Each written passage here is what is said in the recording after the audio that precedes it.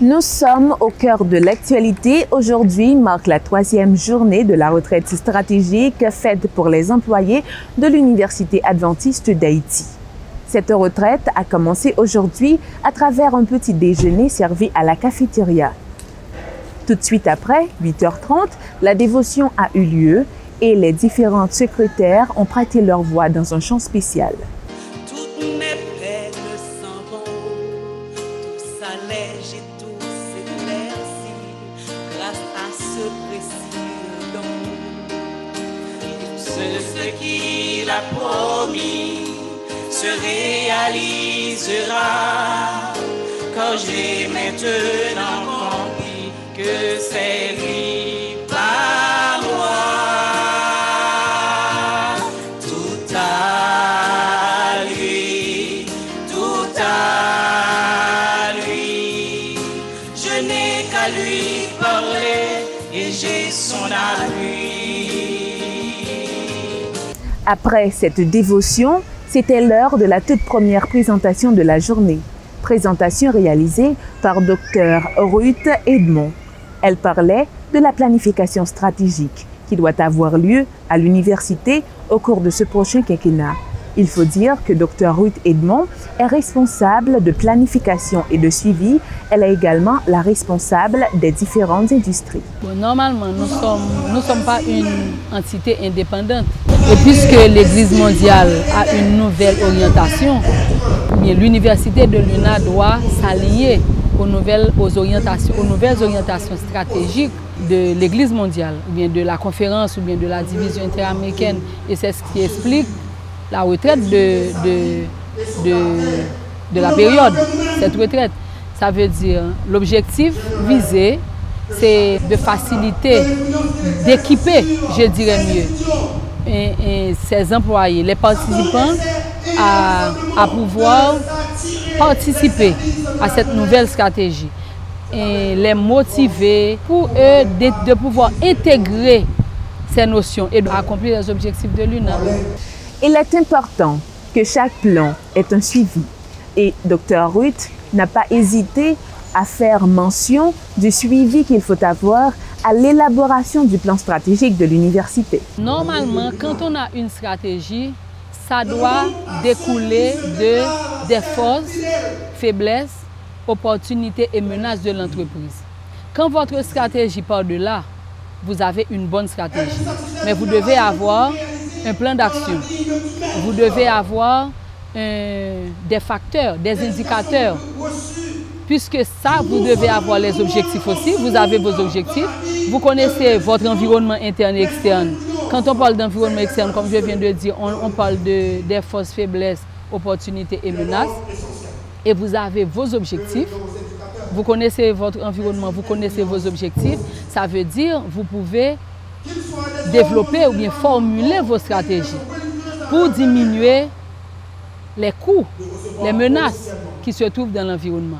Et si vous avez vos stratégies, vous formulez vos stratégies à partir de ces objectifs, en tenant compte des forces et de l'environnement interne et l'environnement externe, et vous avez un plan d'action pour l'exécution de vos stratégies, et vous avez aussi des moyens d'évaluer, de contrôler vos stratégies, l'avancement avec les indicateurs, ça veut dire que vous pouvez avoir un résultat, vous pouvez avoir les résultats espérés. Mais au cas où ça ne va pas, vous allez reconsidérer encore vos plans d'action et l'implémentation pour voir où est-ce que vous devez corriger ou bien modifier pour avoir le résultat désiré.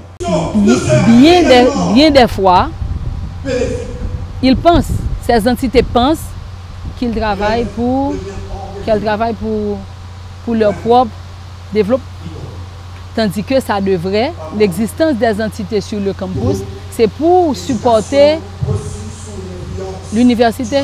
Ce n'est pas quelque chose séparé. C'est pour supporter l'université à faire son travail.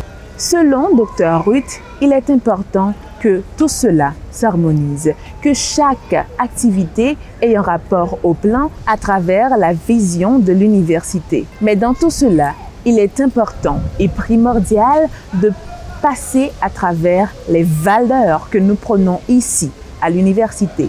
Tout tout à lui, tout à lui. Je n'ai qu'à lui parler et j'ai son appui. Nul autre que lui, nul autre que lui ne peut m'assurer et me soutenir. Pas de retraite sans spiritualité.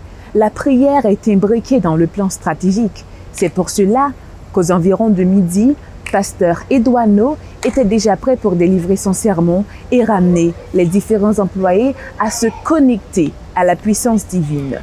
De sorte que chacun d'eux atteigne l'idéal d'excellence auquel Dieu l'appelle.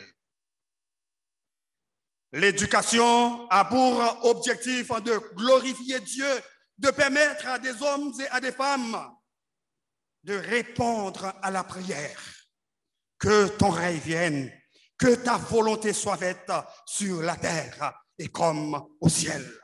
Après la présentation de Dr Orut, pasteur Charit n'a pas hésité pour parler de ce qu'il a appris. Selon lui, il est important de continuer à rêver cette UNA d'antan, même s'il n'est pas sûr qu'il sera là pour pouvoir jouir de cette UNA à venir qui ressemblera à l'UNA d'antan. Bon, je dois d'abord vous remercier de l'opportunité de pouvoir m'exprimer sur ce qui se fait aujourd'hui à l'Université adventiste d'Haïti. Depuis hier, on était invité à suivre ces ateliers, pour ne pas dire depuis vendredi, mais je dois vous dire que c'est quelque chose qui est de très grande importance pour moi, parce que ça a rapport avec l'avenir de l'université et l'avenir de la société, pour ne pas dire de chaque jeune, de toutes les personnes qui auront à croiser l'université. Donc nous sommes dans le cadre de planification stratégique et j'ai appris qu'il n'y a pas un bon avenir pour l'Université adventiste d'Haïti, pas un bon avenir pour moi en tant qu'employé de l'Université adventiste d'Haïti, sans faire passer mon département, ce que je suis appelé à faire ici, par un plan stratégique qui soit, je dirais, une miniature de ce grand plan stratégique mère. Je pense que oui, parce que vivre, c'est rêver. Et je pense que avoir une vision, c'est rêver. À travers ce plan stratégique, nous aurons une vision de l'UNA, même quand peut-être que je ne serai pas à l'UNA, même quand je ne sais pas ce qui pourrait arriver, mais je commence déjà à rêver, c'est-à-dire je commence à voir l'UNA d'antan.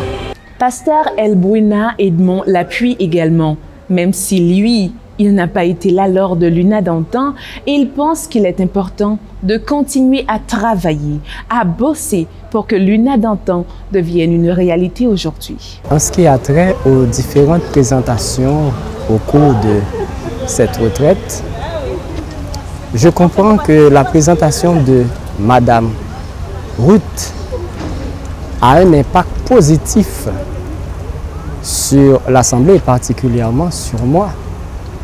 Parce que pour moi, ça rentre directement dans la philosophie de l'université, ça rentre dans l'objectif, dans la mission, dans la vision même de l'administration pour pouvoir arriver à concrétiser son rêve au cours de cette période. Pour arriver à accoucher la pratique par rapport aux différentes théories, nous allons tout d'abord considérer premièrement l'éducation adventiste, deuxièmement la vocation sociale de notre Université adventiste d'Haïti et enfin ce que nous appelons la mission que nous avons en tant qu'Université adventiste d'Haïti. Comment? C'est en offrant un service de qualité. Offrant un service de qualité demande une sorte de sensibilisation auprès des collaborateurs. Ensuite, inciter à la motivation. Et cette motivation va conduire à la mobilisation. Et là, nous pouvons arriver à la concrétisation de nos rêves, certainement, en vue d'aider l'UNA à progresser. Alors, avec la seule différence, moi, je ne savais pas l'UNA d'antan.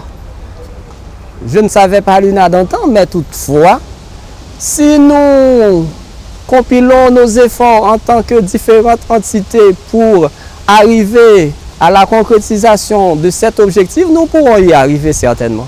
Entre la première présentation et la deuxième présentation, c'était l'heure du dîner. Dîner qui n'a pas duré puisque les deux formateurs étaient déjà là pour faire leur exposé.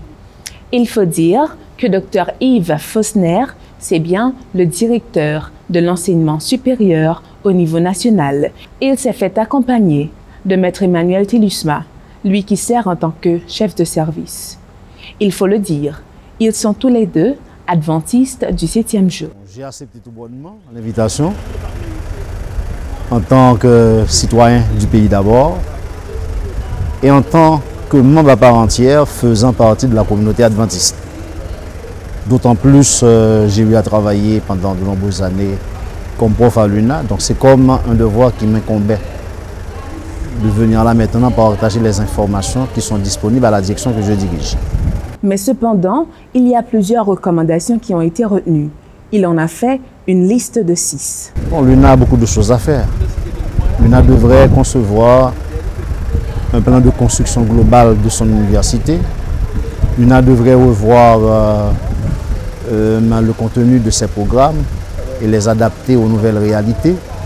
L'UNA devrait pouvoir promouvoir la recherche, encourager la publication d'une revue scientifique et pourquoi pas avoir des partenariats d'échange avec les universités étrangères et permettre aux étudiants qui reçoivent la formation au niveau du master et autres à devenir membres à part entière de laboratoires fonctionnant à l'étranger. Selon Dr Yves Fausner, il est important que l'UNA continue sur cette voie, il l'a dit. Ce serait de continuer à aller dans cette voie parce que le chemin est long à parcourir, mais on peut y arriver pourvu qu'on a la volonté manifeste. Tout de suite après l'exposé du Dr Yves Fausner et du Maître Emmanuel Telusma, des échanges ont été faits dans l'Assemblée et ils ont répondu. Et ensuite, il faut que vous ayez un guide méthodologique. Chaque université doit disposer d'un guide méthodologique et ce guide-là doit opter pour un modèle standardisé. Soit que vous choisissez par exemple le modèle nord-américain ou du moins vous choisissez le modèle européen. Ça va de soi. Mais tout doit être confiné dans un document qui est le guide méthodologique de votre université. La deuxième présentation de Dr Ruth Edmond n'a pas tardé pour faire suite à la toute première présentation. Elle a continué à parler de la vision. Comment élaborer une vision pour chaque entité de l'UNA pour pouvoir imbriquer tout cela dans le plan stratégique de l'université. Il fait ce rappel chaque jour comme un rappel à tous ceux qui vont travailler au cours de la journée.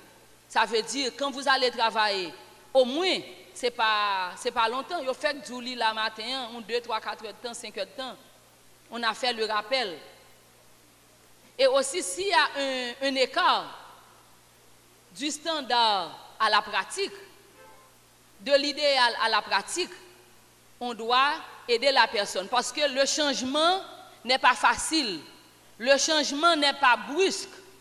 Ou bien ne doit pas être brusque. Parce qu'il y a des changements, il faut prendre du temps. S'il est vrai que les employés ont travaillé, demain Dieu voulant, ce sera le plus gros lot de l'histoire.